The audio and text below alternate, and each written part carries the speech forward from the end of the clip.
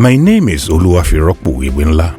With nostalgia, I recall the good old days. The land of my birth is Ibadan, the city of brown rusted roof. This is where I have known as home for the better part of my sojourn on this planet.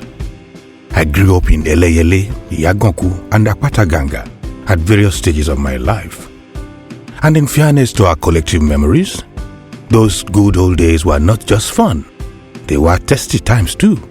But all that was to prepare us for today and the more that is to come tomorrow.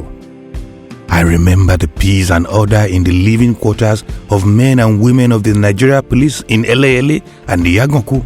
How can I forget those monthly inspections of the living quarters of the barracks when in preparation, each family not only cleans up their respective personal inner rooms, all join hands to clean the kitchen, the conveniences, and the general arena of the block. That was when the next door neighbor to the right is Igbo and the one to the left is Igala, and we all lived in blissful tolerance. I remember being called the Kobo boy by certain friends of the family in Yaganku simply because they claim that my look suggests that I am not Yoruba but Igbo. This we all laughed away as a joke, but it bears witness to the spirit of camaraderie that we all enjoyed in living together. I remember the classes we took in Islamic religious studies, side by side Christian religious knowledge, right then in ICC, Okebola, in Primary 1. In my first term in school, I, alongside other students in the class, had mastered the art of performing ablution as a prequel to saying the Islamic prayer. I remember how my parents used to invite me to come and recite memorized Islamic prayers learnt in school to visit us in our house. Did I tell you that my father aligns with Christianity while my mother aligns with Islam? But as a child, even before I could walk, I could not bear to hear singing in a church and not be drawn in. Mother was compelled to start going to church on my account since she needed to be around to guide me. As a young adolescent, I remember going to live with my maternal grandfather in Akimori.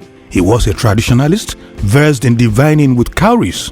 Henry Nilogun, I became his faithful acolyte, helping him to keep his accounts. Did I tell you that, irrespective of his traditional background, he observes the Ramadan fasting, goes to mosque every Jumat, and never stopped me from going to church or following the masquerade when it is its season? I come from the deep good old days of yore. A past of beautiful people and intentions. A past of peace and tolerance. So where did we get it wrong? The quality of questions we ask today determines the quality of answers we get. Will our children believe us when we say we had so much fun in those days, irrespective of our religious, traditional, and cultural leanings? Our challenge now is to focus on how we can change the narrative. How, instead of talking about the good old days, we're projecting into a future that is greater than our past. Let us make the difference now, for the sake of our children's tomorrow. I, therefore, join Shemori Badejo in this collective drive towards a greater tomorrow.